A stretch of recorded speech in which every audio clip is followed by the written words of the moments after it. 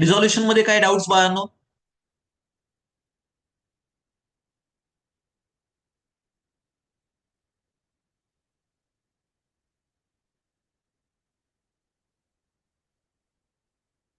No. Very good. हा, मगाशी सांगितलेलं लक्षात ठेवा. जर रिटायरमेंट और ऍडमिशन आला, go for retirement. Bill of exchange and dissolution आलं, go for bill of exchange. पण जर हा क्वेश्चन सोपा असेल, सिम्पल डिझॉल्युशन असेल, then go for simple dissolution also. ठीक आहे, याच्यानंतरचा नेक्स्ट चॅप्टर आहे आपला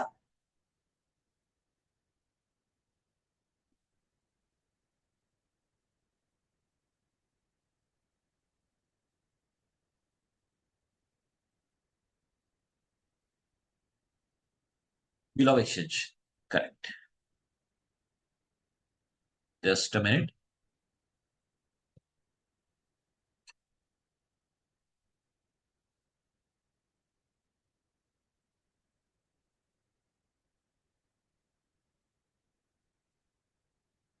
जस्ट अ मिनिट.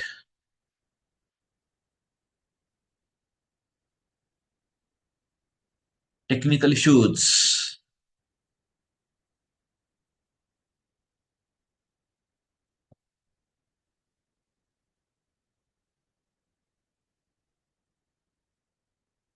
काय झालं याला?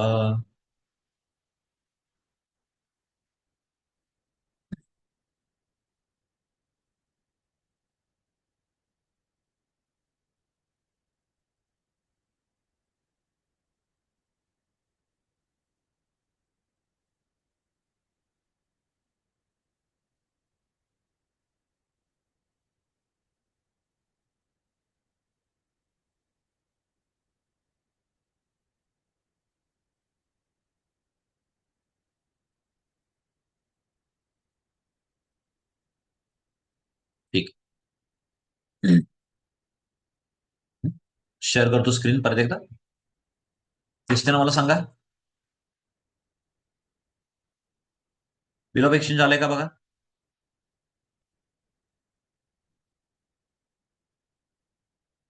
Yes, can you see the screen? Very good. चलो, कंटिन्यू करू. बिल ऑफ एक्सचेंज सोपा चॅप्टर आहे आपल्यासाठी. ठराविक एक पॅटर्न आहे याच्यामध्ये. आपल्याला ट्रान्झॅक्शन अंडरस्टँड करायचे, जर्नल एंट्रीज पास करायचे आहेत. 2 मार्कचे ऑब्जेक्टिव्ह क्वेश्चन्स येतील. हा, बिल ऑफ एक्सचेंज मध्ये भरपूर थेरी पार्ट आहे. केअरफुली आन्सर करा. परत 10 मार्क्सचा एक क्वेश्चन येईल. त्याला और डिझॉल्युशन असेल तर गो फॉर बिल ऑफ एक्सचेंज. काहीतरी डिफिकल्ट विचारलं तर डिझॉल्युशनचा विचार करू शकता. ह्याच्यामध्ये आपल्याला अंडरस्टँड करायचं आहे की पहिला गुड सेल होणार आहे, त्याच्यानंतर पार्ट पेमेंट होईल किंवा बिल ड्रॉ होईल. ते ड्रॉवर ते बिल मे बी डिस्काउंट करेल. मग drawee is not able to make the payment. ते बिल रिन्यू होईल आणि सो ऑन. ओके. याच्यामध्ये जर रिटायरमेंट ऑफ बिल असेल तर सोपं झालं, इन्सॉल्वन्सीकडे आपण जाणार नाही. पण जर इन्सॉल्वंट झाला तर त्याच्या एंट्रीज आपल्याला केअरफुली पास करायच्या. इंटरेस्ट, नोटिंग चार्जेस ह्याच्याकडे आपल्याला लक्ष द्यायचं आहे. ओके. जर एखाद्या पार्टीचा जर फॉर्मॅट विचारला तर ड्रॉवरचा फॉर्मॅट लक्षात ठेवा, ड्रॉईचा फॉर्मॅट लक्षात ठेवा. ड्रॉवरच्या बुक्समध्ये एंट्रीज विचारल्या आणि ड्रॉईचं अकाउंट विचारलं, इट इज व्हेरी इझी. पण जर उलट झालं, ड्रॉवरच्या बुकमधल्या एंट्रीज पण ड्रॉवरचं अकाउंट, तर ड्रॉईशी रिलेटेड आपला काय एंट्रीज होतील त्याचा विचार करून हे अकाउंट प्रिपेअर करावं लागेल. याच्यामध्ये दुसरा एक ऑप्शन आहे की वेगवेगळ्या केसेस देतात, ए बी सी आणि डी. केस कुठून स्टार्ट झाली आहे, काय होतंय, त्याच्या बेसवर आपल्याला काय करायच्या, एंट्रीज पास करायच्या. याच्यासाठी आपल्या नोट्स आणि टेक्स्टबुक मध्ये दिलेल्या नोट्स जे काय असतील क्वेश्चन्स, ते सफिशियंट आहे. त्याच्यापेक्षा डिफरंट काही बोर्ड आपल्याला विचारणार नाही. ओके.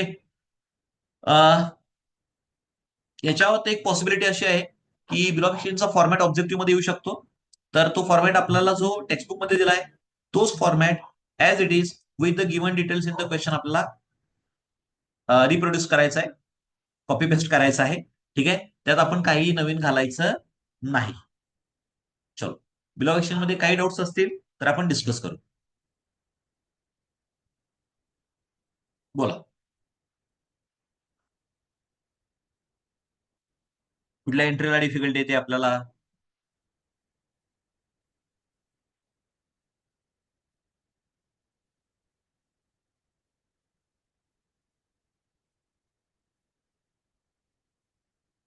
और is this clear?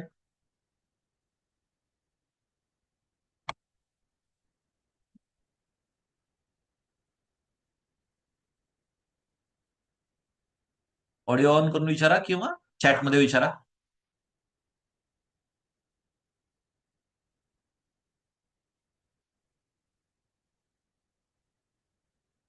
Very good. चलो let's move to the next chapter. Very interesting and important chapter. Chapter number 8 company accounts. ह्याच्यामध्ये पण आपल्याला जर्नल एंट्रीचं विचारणार आहे. ठीक आहे. 1 मार्काचा काय होणार ऑब्जेक्टिव्ह येऊ शकतो.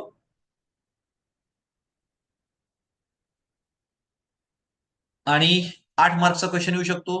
ह्याच्यावरचा क्वेश्चन डेफिनेटली तुम्ही ट्राय करा, कारण की तसा आपला डिफिकल्ट पार्ट नाहीये. ट्रान्झॅक्शन इझी आहेत, त्याच्या एंट्रीज पण इझी आहेत. पहिल्यांदा तर काय होणार आहे, ऍप्लिकेशन रिसिव्ह होणार, bank account debit to share application. त्याचं ट्रान्सफर करायचं आहे कॅपिटलला, share application to share capital. Pro rata असेल तर टू बँक किंवा टू शेअर अलॉटमेंट, याच्याकडे लक्ष द्या.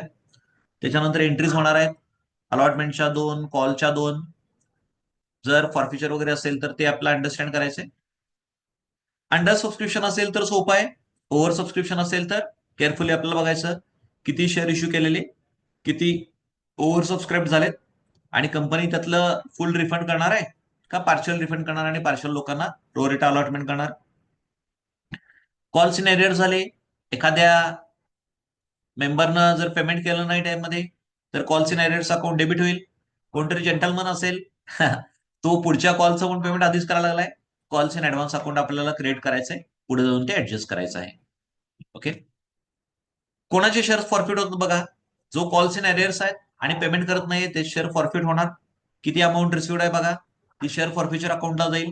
जी नॉट रिसिव्ड आहे ती ऑब्व्हियसली कॉल्स इन एरियर्स अकाउंटला जाणार आहे. आणि मग यातले काय रिइश्यू वगैरे येते का बघा. मोस्टली बोर्ड रिइश्यूवर क्वेश्चन रिइश्यू पर्यंत जात नाही, फॉरफिचरला जाऊन थांबतं, कारण की 8च मार्क आहेत.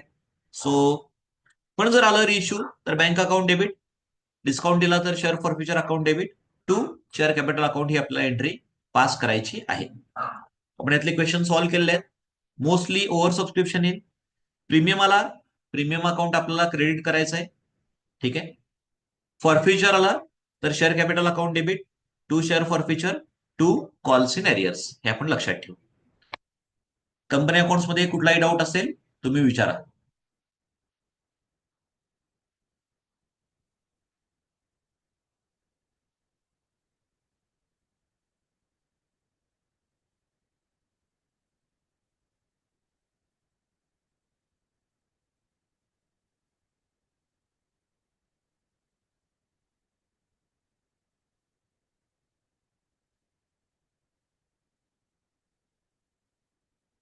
येस. ऍप्लिकेशनच्या 2 एंट्रीज, अलॉटमेंटच्या 2 एंट्रीज, कॉल जर 2 असतील तर त्या 4 एंट्रीज, फॉरफिचरची एखादी एंट्री, अगदीच आलं इन केस तर रिइश्यूची एंट्री, अशा 8-9 एंट्रीज येऊ शकतात.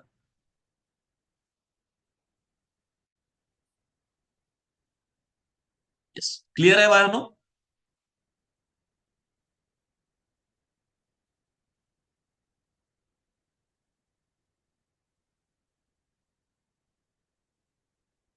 कंपनी अकाउंट्स मध्ये आपल्याला 8-9 एंट्रीज येतील. सो मला असं वाटतं की 15 मिनिटांमध्ये सॉल्व्ह होईल. अलॉटमेंट मध्ये प्रीमियम ऍड असेल तर काय करायचं, अलॉटमेंटची एंट्री आहे ना ती 3 नंबरची जनरल एंट्री आहे. एंट्री पास करायची, share allotment account debit to share capital account to securities premium account. Okay. Accordingly आपल्याला एंट्री करायची. क्लिअर. समजा ₹4 अलॉटमेंट आहे, त्यातला ₹1 प्रीमियम आहे, तर 4च्या 4 अलॉटमेंटला, ₹3 कॅपिटलला, ₹1 प्रीमियमला, multiplied by number of shares, असं करा. डिस्काउंट असेल तर डिस्काउंट अकाउंट डेबिट करायचं. जनरली जे जर्नल एंट्रीज वाले 2 क्वेश्चन्स आहेत, बिल ऑफ एक्सचेंज आणि कंपनी अकाउंट्स, ते आपले कमी टाइम मध्ये होऊ शकतात. ठीक आहे. सो कंपनी अकाउंटचं क्वेश्चन व्यवस्थित सॉल्व्ह करा. तुम्ही व्यवस्थित प्रिपरेशन केलेली आहे आणि here you can score out marks. जाऊया पुढे. पुढचं आपलं चॅप्टर आहे आता chapter number 9, analysis of financial statements.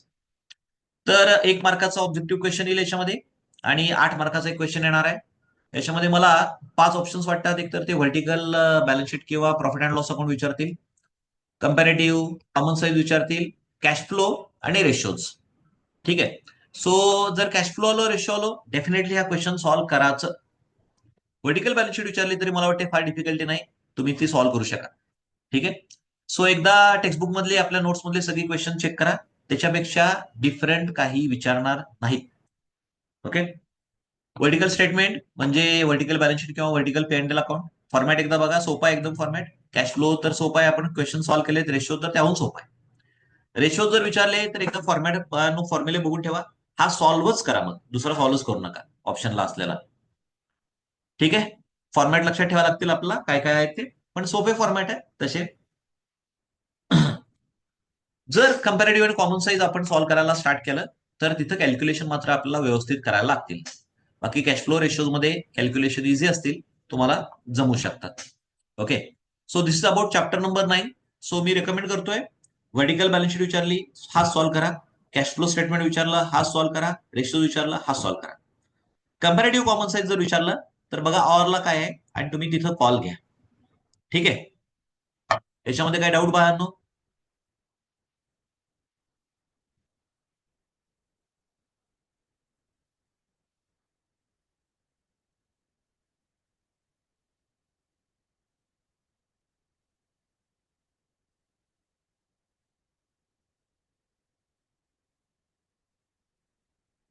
Clear सगळ्यांना चॅप्टर 9?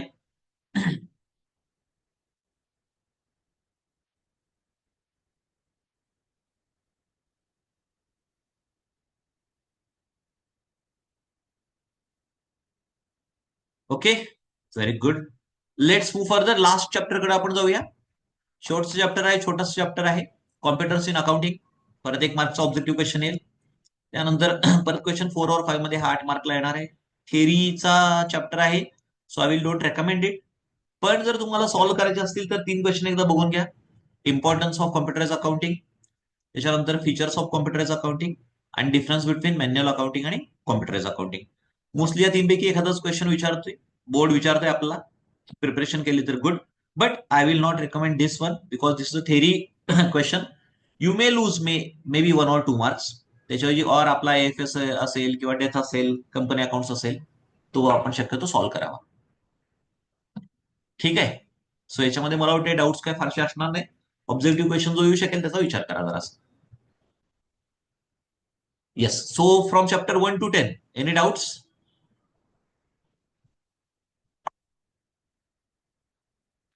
ओव्हरऑल टिप्स घेऊ आणि मग काय डाऊट्स असतील तर आपण एक परत 2-3 मिनिटं देऊया. So first tip for all of you, read the question carefully. Second, time management. पहिल्यांदाच मी सांगितलं की एका मार्काला जनरली 2 मिनिट्स आहेत. 8 मार्काचा क्वेश्चन असेल 16-17 मिनिट, 12 मार्काचा क्वेश्चन असेल साधारण 25 मिनिट. ठीक आहे. 10 मार्काचा क्वेश्चन असेल 20 मिनिटं. अकॉर्डिंगली 160 मिनिटांमध्ये आपला पेपर कव्हर होईल. व्यवस्थित प्रेझेंटेशन करा. ओके. प्रत्येक नवीन क्वेश्चन नवीन पेजवर स्टार्ट करा. शक्यतो लेफ्ट हँड साईडला क्वेश्चन स्टार्ट करा, म्हणजे राईट हँड साईडला तो संपण्याचे चान्सेस जास्त असतात. ओके. ऑब्जेक्टिव्ह प्रत्येक पेजवर एक एक त्यातला सब क्वेश्चन सॉल्व्ह करा. 1A, 1B, 1C, 1D. Okay. जेव्हा आपल्याला ऑप्शन सिलेक्ट करायचं आहे, ऍडमिशन और रिटायरमेंट आलं, कुठला सिलेक्ट कराल? Mostly retirement. आणि पुढं डिझॉल्युशन आणि बिल ऑफ एक्सचेंज आलं तर गो for bill of exchange. Otherwise जर दुसरा क्वेश्चन सोपा असेल तर तो पण सॉल्व्ह करू शकता. तसंच डेथ लॉवर आलं suppose AFS, go for death. Company accounts lower आलं जर computer accounting, go for company accounts. ठीक आहे. बाकी not for profit organisation, final accounts तर काय कंपल्सरी आहेत, तिथे आपल्याला चूज करायला स्कोप नाही. हा, शांतपणे पेपर सॉल्व्ह करा. 5:45 पर्यंत तुमचा पेपर सॉल्व्ह होईल. 10-15 मिनिटांमध्ये चेक करा. टेक्स्टबुक बेस्टच क्वेश्चन आपल्याला येणार आहेत. आपण चांगला स्टडी केलाय, सो डेफिनेटली आपण 80 पैकी 70 प्लस मार्क पडू, 100 पैकी 90 प्लस मार्क पडू, हे आपण आज फायनल करून टाकूया. ठीक आहे. So with this I want to give the best wishes from all of us, from Sheetal Mahuli madam and all the staff of brilliant professional academy. If you have doubts then we can discuss. Okay. काही doubts असतील आम्हाला call करा. Yes, काही doubts असतील आता विचारले तरी better. बोला. टाइम मॅनेजमेंट बद्दल आपण बोललोय. एक ओव्हरव्ह्यू घेतलाय टॉपिकचा. जे आपण केलंय त्यातलेच क्वेश्चन्स येणार आहेत, त्यामुळे डिफिकल्टी येणार नाही, सरप्राईज एलिमेंट असणार नाही. तुम्ही स्टडी पण चांगला केलाय, सो पेपर आपल्याला चांगलाच जाईल. येस, काय डाऊट?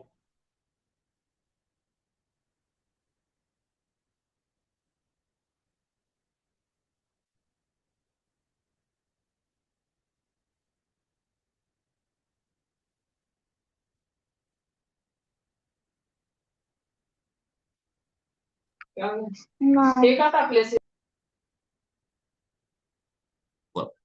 डाऊट असेल तर विचारा. अदरवाईज सिंपल आपलं टार्गेट ठरलेलं आहे, 70 पेक्षा जास्त मार्क पडावेत. 80 पडले तर लेस बरी. College will definitely give you 20 marks if you have submitted everything. So आपला स्कोर येईल 3 डिजिटचा, 100 आउट ऑफ 100.